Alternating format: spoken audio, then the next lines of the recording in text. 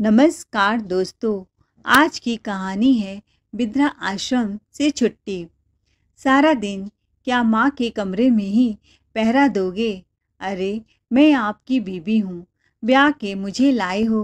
कुछ मेरे प्रति भी जिम्मेदारी है कि बस माँ से ही चिपके रहोगे? गंगा जी बोली, बहू मैं बीमार थी, इसीलिए राजीव मेरे पास पूरी रात बैठा था। आप तो हमारे बीच में ना बोले तो अच्छा है माँ जी। जब से आई हूँ यही देख रही हूँ, बस दिन भर बेटा बेटा करती रहती हो। राजीव मैं तुम्हारी बीबी हूँ, मेरे प्रति भी तुम्हारा कुछ फर्ज है। हमेशा माँ के पास ही चिपके रहते हो, मुझे यह सब नहीं पसंद है। इससे पहले राजीव कुछ बोलता, स्वाति तुनक कर अपने कमरे में चली गई। एक दिन गंगा जी का बेटा नाश्ते का प्लेट उठाते हुए कहता है, स्वाति माँ कब से भूखी बैठी है, क्या मैं उसे एक गुलाब जामुन खाने को दे दूँ? गुस्से में तमतमाती हुई स्वाति बोली, आपसे कितनी बार कहा है सासू माँ की फिक्र मत किया करो। क्यों आप मेरा भेजा खा रही हैं? मैंने उस बुढ़िया के लिए थोड़े ना गुलाब जामुन बनाया है। काम धाम तो करती नहीं है, बस बैठे बैठे गुलाब जामुन खाना है। स्वाति माँ तो काम करना चाहती है, पर तुम ही उन्हें किचन में घुसने नहीं देती। कुछ ज़्यादा नहीं बोलने लगे हो राजीव? स्वाति बोली तो राजीव चुपचाप अपने नाश्ते का प्लेट उठाया और गुलाब जामुन समोसा खाकर उसे बहुत मज़ा आ गया। दरअसल स्वाति और राजीव की लव मैरिज हुई थी और स्वाति को सास का झमेला तो घर में चाहिए ही नहीं था। लेकिन राजीव ने उसे झूठ बोला कि उसकी माँ नहीं है।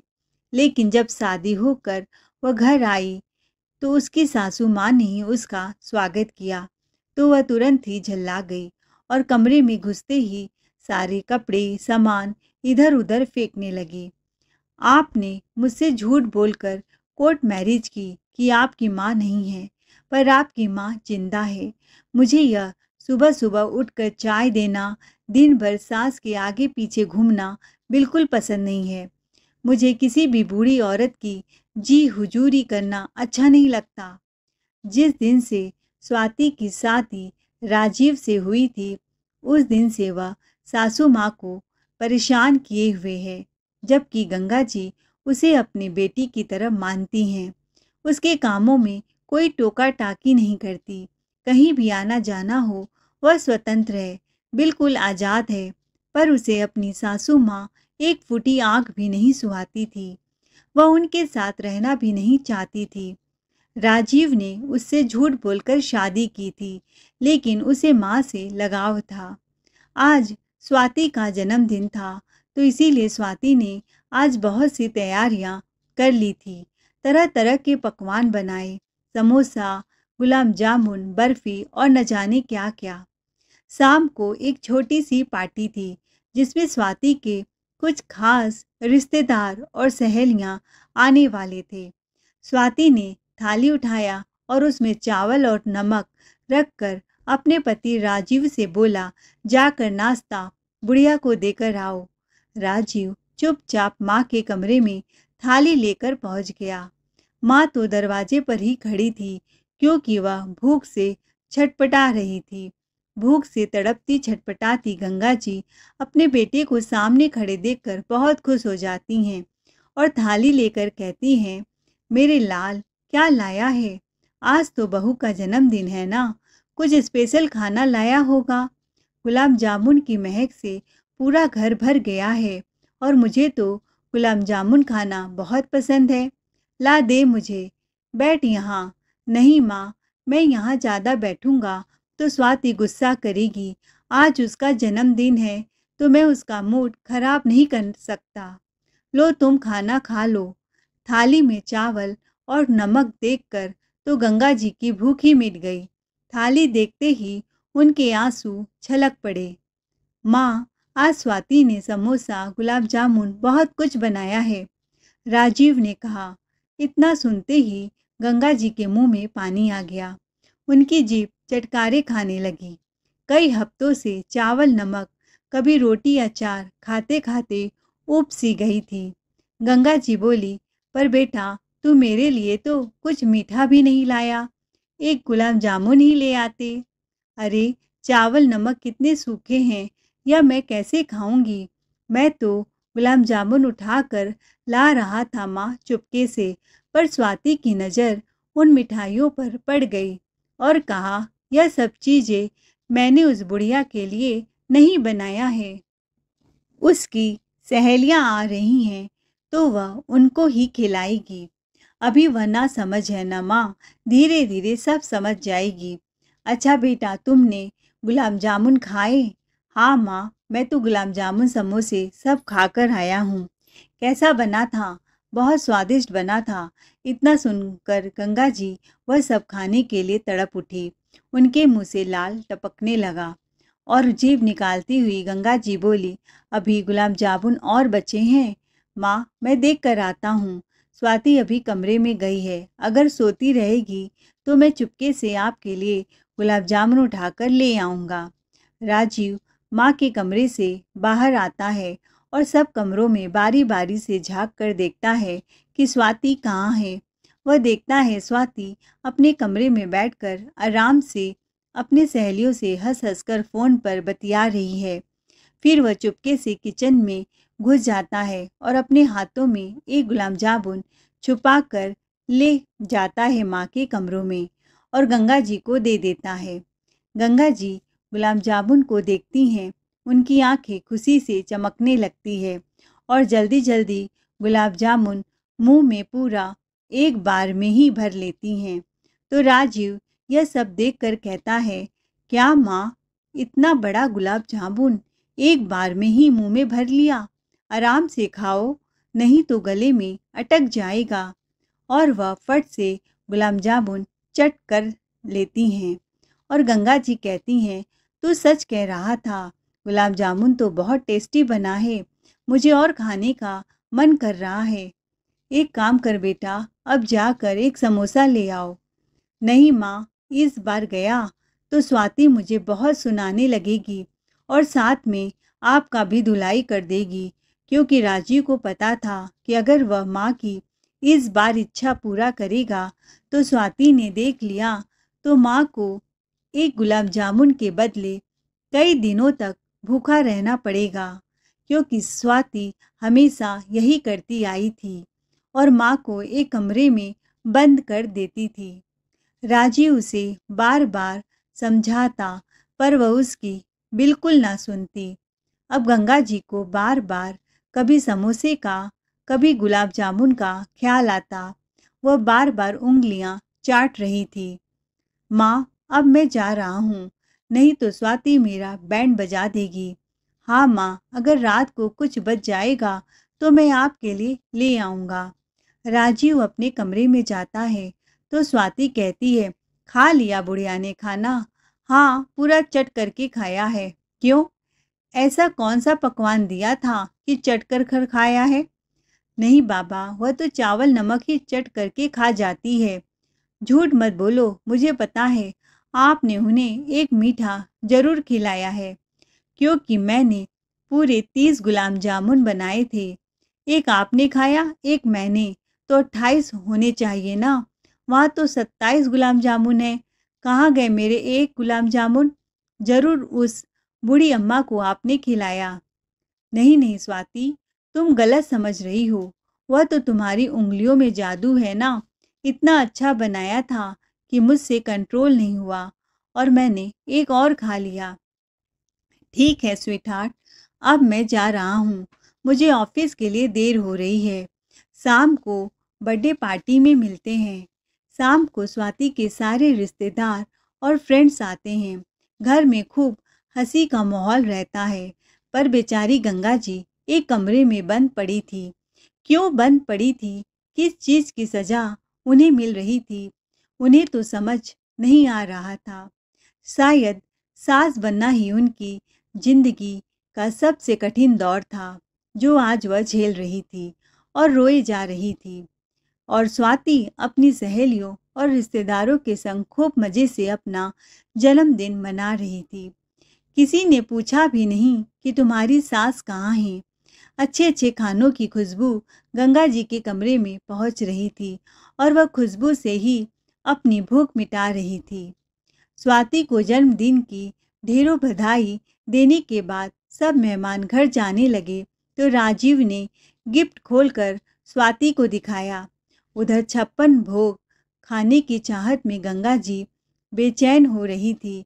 इधर राजीव स्वाति से बोला, यह देखो मैं 2 साड़ियाँ लाया हूँ, एक तुम्हारे लिए और एक माँ के लिए। अरे माँ तो सूती धोती पहनती है, उनके लिए बनारसी साड़ी लाने की क्या जरूरत है। कितना पैसा बर्बाद कर दिया। मुझसे महंगी ज़्यादा साड़ी आप माँ के लिए लाए हो। मेरी साड़ी 500 रुपये की और माँ के लिए 5000 की लाए हो। क्या जरूरत थी पैसा बर्बाद करने की। क्या साड़ियों का वह ढेर लगाएगी। कहाँ जाना होता है। बक्से में तो सारी चीज़ें बंद है। स्वाति, हद होती है बचपने की। यह मत भूलो माँ का ही दिया हमारे पास सब कुछ है और तुम उनको एक साड़ी देने में इतना परेशान कर रही हो। अरे कल को हमारे भी बच्चे होंगे, उनके भविष्य के लिए भी तो हमें कुछ करना है। अभी से पाई पाई जुटाएंगे तभी उन्हें अच्छा फ्यूचर दे पाएंगे। आप तो हमेशा मुझे गलत ठहराते हो। उनको कहाँ जाना है। सारी साड़ियाँ रखे रखे खराब हो जाएंगी, स्वाति ने कहा। राजी गुस्से में बोला, तुम हमेशा मेरी माँ को लेकर क्यों परेशान रहती हो। तुम्हें क्या प्रॉब्लम है। अगर देखा जाए तो वह तुम्हारी भी माँ जैसी हैं। माँ जैसी हैं, माँ नहीं। मैं उन्हें माँ नहीं मानती, स्वाति ने बोला। मैंने तो तुम्हें पहले ही बोला था, मुझे सास नाम की परेशानी अपने घर में नहीं चाहिए। स्वाति, माँ तुम्हारा करती क्या है। चुपचाप तो पड़ी रहती है बेचारी, एक चू चा भी नहीं करती। फिर भी तुम उन्हें तंग करती हो। हमेशा मेरी माँ के बारे में उल्टा सीधा क्यों सोचती हो, क्यों बोलती हो। अपनी जबान पर लगाम रखा करो।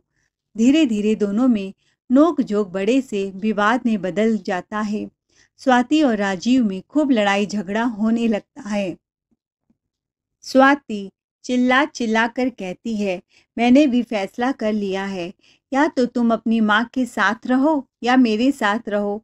हम दोनों में से किसी एक को तुम्हें चुनना होगा। राजीव भी भड़क कर कहता है, अगर माँ और बीबी में मुझे किसी एक को चुनना है तो मैं अपनी माँ को चुनता हूँ। दरवाज़ा खुला है, अब तुम जा सकती हो। राजीव, यह तुम्हारा आखिरी फैसला है। हाँ, यह मेरा आखिरी फैसला है। मेरी माँ ने मुझे 9 महीने कोख में रखा, पाला पोसा, दर्द सहा। मैं उसे छोड़ दूँ। क्यों छोड़ दूँ मैं उसे। मैं तुम्हें त्यागता हूँ। ठीक है, तब मैं जा रही हूँ, मुझे लेने मत आना। स्वाति अपने मायके फ़ोन करती है, माँ गाड़ी भेज दो, मैं अभी मायके आ रही हूँ। अब हमारा इस घर में कोई नहीं है। और वह अपने सामान पैक करते हुए बड़बड़ाती है, मेरी इस घर में क्या आवश्यकता है। स्वाति अपना सामान पैक करके सूटकेस लिए घर के बाहर निकल जाती है तो राजीव कुछ नहीं बोलता और दरवाज़ा बंद कर देता है। जब यह खबर गंगा जी को पता चली कि उनकी बहू ससुराल छोड़कर मायके चली गई है, उन्हें बहुत दुख हुआ। उन्होंने खाना पीना छोड़ दिया और आज स्वाति को गए 2 दिन हो गए और 2 दिनों से उन्होंने अन्न का एक निवाला भी मुंह में नहीं डाला। और इसका कारण अपने आप को मानती हैं, अपने आप को कोसती हैं कि मेरे कारण ही बहू यह घर छोड़कर चली गई। एक सास जिसे बहू ने तिल तिल तड़पाया, खाना भी ढंग से नहीं दिया, आज वही सास अपनी बहू को जाने का उन्हें कितना गम है, कितना दुख है। और इधर राजीव की भी हालत ठीक नहीं है, उसे भी कुछ अच्छा नहीं लग रहा है। राजीव ने कई बार उसको फ़ोन ट्राई किया पर स्वाति ने गुस्से में फ़ोन नहीं उठाया। राजीव सोचने लगा कि शादी के फेरों के समय जीने मरने की कस्में खाई थी, एक पल में उसने तोड़ दिया। तभी फ़ोन की घंटी बजती है, उसका ध्यान फ़ोन की तरफ जाता है। राजीव ने झट से फ़ोन उठाया और बाहर बरामदे में टहलते टहलते बात करने लगा। हेलो, तो दूसरी तरफ से आवाज़ आई, राजीव कैसे हो? मैं ठीक हूँ। सुनो, मैंने फ़ोन यह बताने के लिए किया है कि मैं आपके बच्चे की माँ बनने वाली हूँ। आप पिता बनने वाले हैं। सच कह रही हो स्वाति, मैं तुम्हें अभी लेने आ रहा हूँ। राजीव फ़ोन पर गिड़गिड़ाने लगा। अब जिद छोड़ो, अपना गुस्सा थूको और अपने घर वापस आ जाओ। मैं तुम्हारे बिना नहीं जी पा रहा हूँ और यहाँ सब कुछ वैसे का वैसा ही है। सब तुम्हें याद कर रहे हैं। नहीं, राजीव अब बहुत देर हो गया। अगर तुम्हारी माँ उस घर में रहेगी तब तो मैं बिल्कुल उस घर में कदम नहीं रखने वाली। अब तुम्हें फैसला करना होगा। मेरा फैसला वही है स्वाति। ये कहते कहते राजीव रुआसा सा हो गया और उसके मुंह से कुछ और शब्द नहीं निकल पाए। राजीव तो बीच मझधार में फंस गया था। न तो अपने पत्नी को छोड़ना चाहता था और न ही अपनी माँ को अपने से दूर करना चाहता था। उसे चारों तरफ अंधेरा ही अंधेरा नजर आ रहा था। क्या करे, क्या फैसला ले? अपनी माँ की वह बहुत इज्जत करता था, पर आज वह कुछ निर्णय नहीं ले पा रहा था। उसकी हंसती खेलती जिंदगी नरक समान हो गई थी। कोई खुशी नहीं था। राजीव अचानक से उठा और माँ के कमरे की तरफ बढ़ गया तो देखा उसकी माँ दरवाजे के आड़ पर खड़ी सब कुछ सुन लिया था और उसे देखकर चौंक गई। गंगा जी बोली, बेटा तू बाप बनने वाला है और मैं दादी। पर मैं दादी कितनी अभागन हूँ कि मैं अपने पोता पोती को अपने गोद में खिला नहीं सकती, उसे प्यार नहीं कर सकती। बहू की जिद यही है ना कि मैं यहाँ ना रहूं तो मैं कहीं और चली जाऊंगी। नहीं माँ, तू ऐसा कुछ नहीं करेगी। गंगा जी राजीव की बातों को सुनकर बहुत देर तक खामोश रही और फिर अंत में फैसला लिया कि वह वृद्धा आश्रम चली जाएंगी, पर बेटे बहू की जिंदगी को नरक जैसी नहीं होने देंगी। वह उन दोनों के बीच में नहीं आएंगी, उन दोनों का घर टूटते हुए नहीं देख सकती थी। बेटा तुम मेरी चिंता मत कर, तुम मुझे वृद्धा आश्रम छोड़ दे। गंगा जी ने कहा तो राजीव बोला, माँ तुम पागल हो गई हो? तुम अपना घर छोड़कर वृद्धा आश्रम जाओगी? क्या तुम अनाथ हो? तुम इस घर की मालकिन हो। मैं ऐसा कभी होने नहीं दूंगा और तुम दोबारा ऐसी बातें मत करना। अच्छा होता जो मैं तुम्हारी बात मान लेता और तुम्हारे खिलाफ न जाकर उस स्वाति से शादी करता तो यह दिन तुम्हें ना देखना पड़ता। बेटा वह तुम्हारी धर्म पत्नी है, उसके खिलाफ तुम्हें ऐसी बातें करना शोभा नहीं देता। माँ मैं अभी ऑफिस जा रहा हूँ और ऑफिस से आने के बाद बहू घर में होनी चाहिए, तुझे मेरी कसम। जा पगले, उसे मना ले। अब तो वह माँ बनने वाली है, इस घर को वारिस देने वाली है। राजीव चुपचाप ऑफिस के लिए निकल गया। जब शाम को घर आया तो उसकी माँ उसे कमरे में कहीं नहीं मिली। मिला तो एक पत्र जिसमें लिखा था, बेटा मैं जा रही हूँ, मुझे ढूंढने की कोशिश मत करना। राजीव यह पत्र पढ़कर हैरान हो गया था। उसे कुछ समझ नहीं आ रहा था क्या करे। माँ को ढूंढे कि अपने पत्नी को लेने जाए। माँ ने उसे अपनी कसम दी थी। फिर वह अपनी पत्नी को लेने उसके घर चला गया और जब स्वाति घर आई तो वह बहुत खुश थी। उसकी सास घर छोड़कर चली जो गई थी। अब वह आराम से अपनी जिंदगी गुजर बसर कर रही थी। धीरे धीरे राजीव और स्वाति की जिंदगी सामान्य होने लगे और वह दोनों एक दूसरे के साथ बड़े खुश थे। इधर गंगा जी वृद्धा आश्रम में अपने बेटे को रह रहकर बहुत याद करती थी। रोती थी कि मेरा बेटा परेशान हो रहा होगा। मैंने उसे बताया नहीं कि मैं कहाँ हूँ, किस हालत में हूँ, और उसने पता लगाने की भी बहुत कोशिश की होगी, पर वह मुझे ढूंढ नहीं पाया।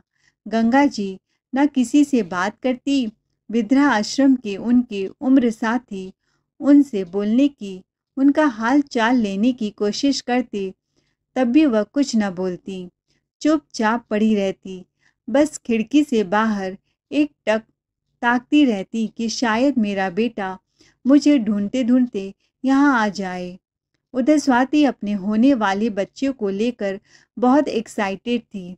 रोज उसके लिए नए नए कपड़े खरीदती, शॉपिंग करती, खूब मज़े से अपना जीवन गुजार रही थी।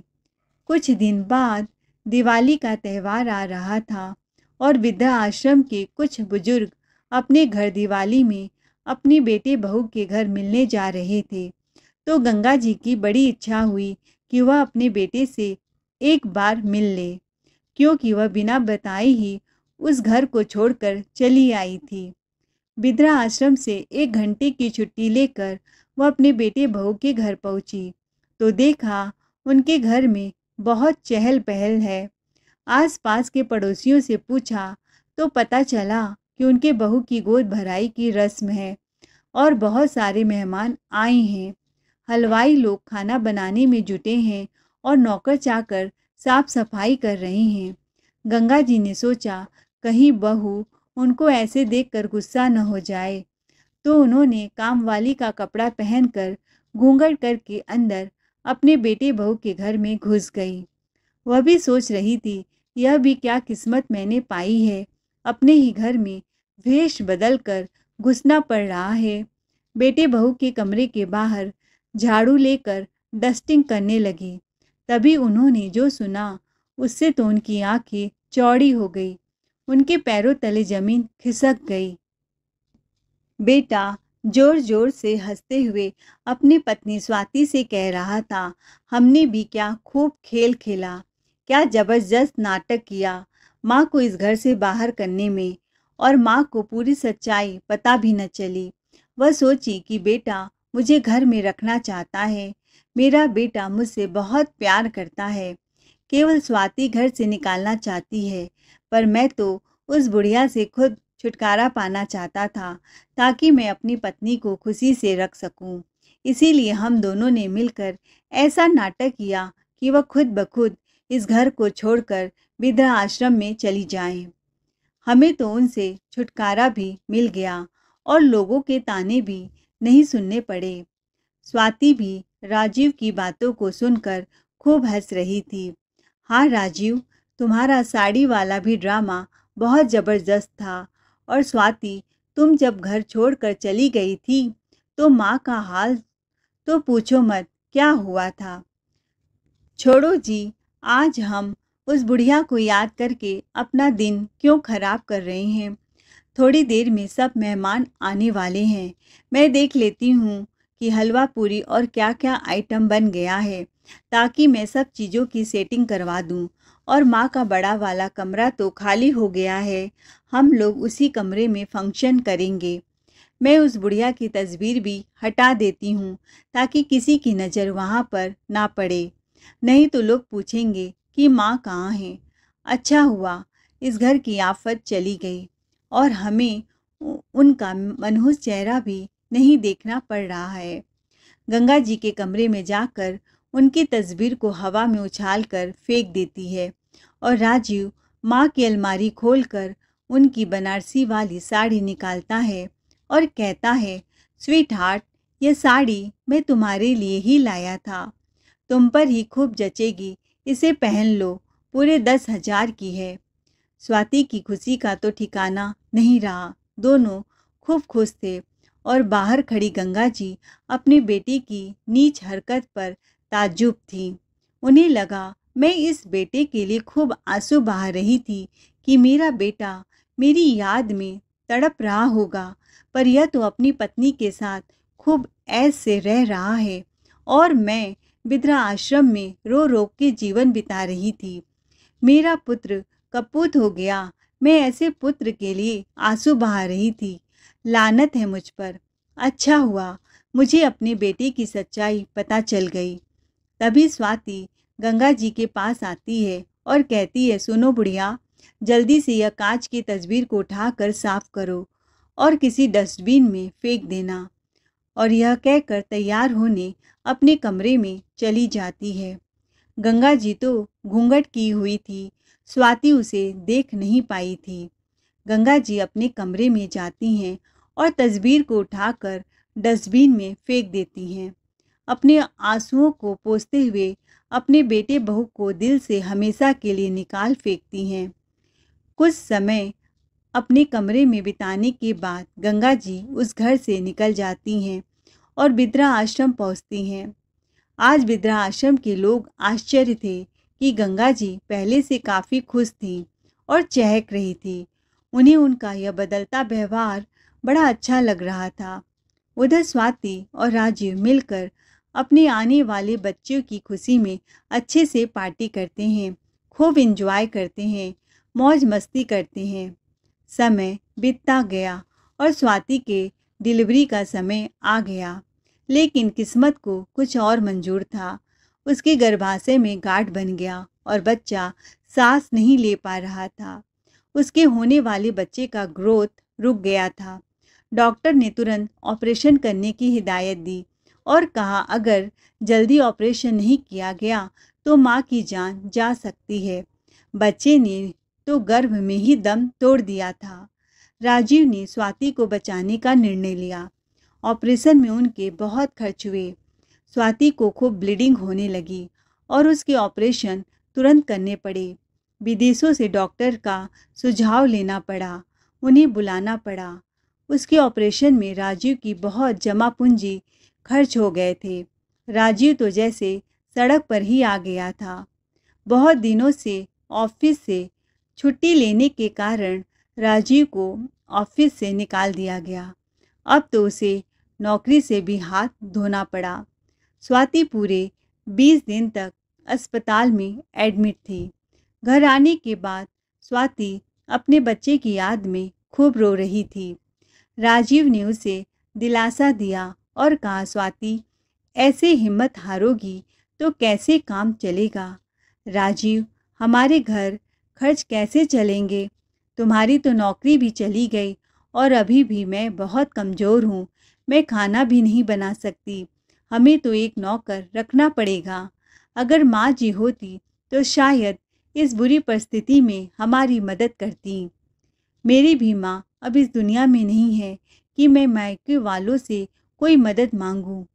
राजीव बोला कोई बात नहीं, हम अपने इस बड़े से घर को किराए पर दे देंगे जब तक दूसरी नौकरी नहीं मिलती। कुछ दिन तक तो हमारा गुजारा अच्छे से ही हो जाएगा और तुम्हारी दवा का खर्च निकल आएगा। तभी दरवाजे की बेल बजी और एक आदमी दरवाजे में खड़ा उनको लिफाफा पकड़ा रहा था। वह आदमी बोला मिस्टर राजीव, यह आपका घर है। हाँ कहिए, आप कौन? यह आप खुद ही खोलकर देख लीजिए। राजीव लिफाफा खोलकर पढ़ता है तो उसे घर खाली करने का नोटिस भेजा जाता है। राजीव कहता है कौन है आप? आपका अगले ठिकाने है या मेरा घर है और आप कौन हैं जो मेरा घर मुझसे ही खाली करवाना चाहते हैं? स्वाति कहती है हमारा ही घर हम क्यों खाली करें? किसने यह नोटिस भेजा है? तो वह वकील बोलता है आपकी माँ गंगा जी ने, और कहा है यह घर जबरन आप लोगों ने उनसे हथिया लिया है। गंगा जी तो अब इस दुनिया में नहीं है। स्वाति बोली। तभी गंगा जी ताली बजाते हुए अंदर आती हैं और कहती है जिंदा सास को ही तुमने मार दिया बहू। मैं अभी जिंदा हूँ और यह घर तुम लोग को खाली करना होगा। उन्हें देखकर स्वाति सकते में आ गई। पर माँ जी, हम तो आपके बच्चे हैं, हम कहाँ जाएंगे और आपके पास घर के कागजात तो है नहीं। आप यह घर कैसे खाली करवा सकती हैं? घर के कागजात तो हमारे पास हैं। राजीव बोला माँ, तुम स्वाति को छोड़ो और तुम बिना बताए कहाँ चली गई थी?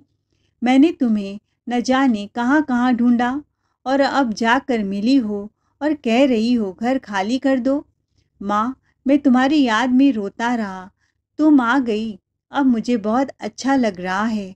तभी गंगा जी राजीव के गाल पर एक झन्नाटेदार तमाचा जड़ देती हैं और बोली बेवकूफ़ बनाना बंद करो। अब मैं तुम्हारी सारी सच्चाई जान चुकी हूँ। तू तो मेरा बेटा था, मैंने तुझे अपने कोख से जन्म दिया। अरे तुझसे अच्छी तो वह स्वाति थी, कम से कम जो बोलती थी मुंह पर। तूने तो मेरे पीठ पर छुरा घोंपा है। जिस दिन गोद भराई की रस्म कर रहे थे, तुम दोनों पार्टी दे रहे थे, उस दिन मैं इस घर में काम वाली बनकर आई थी और मैंने तुम्हारी और बहू दोनों की बातें सुन ली थी। और जब मैं तस्वीर साफ कर रही थी तो मैंने अपने अलमारी से इस घर के कागजात निकाल लिए जो कि मेरे पति ने मेरे नाम पर किए थे और अब यह घर बिद्रा आश्रम के नाम कर चुकी हूँ। और इस घर में मुझे बिद्रा आश्रम बनाना है ताकि कोई भी बेटा अपनी माँ को अगर निकाले तो कम से कम उसे एक छत तो मिले। इसीलिए अब तुम दोनों यहाँ से जा सकते हो। मैं तुम दोनों का चेहरा अब एक पल भी बर्दाश्त नहीं कर सकती। अपनी माँ के मुंह से जब राजीव ने यह बात सुनी तो वह भौचक्का रह गया। दोनों शर्म के मारे नजरें झुका लिए, माफ़ी मांगते रह गए, पर गंगा जी ने माफ़ नहीं किया। मजबूरन दोनों को घर छोड़कर वहाँ से जाना पड़ा और रास्ते के भिखारी बनकर दर दर भटक रहे थे। दोस्तों, आपको क्या लगता है, गंगा जी ने सही फैसला किया या गलत? अपनी राय कमेंट में ज़रूर कर बताएं। कहानी अच्छी लगी हो तो चैनल को लाइक शेयर सब्सक्राइब ज़रूर करें। Thanks for watching.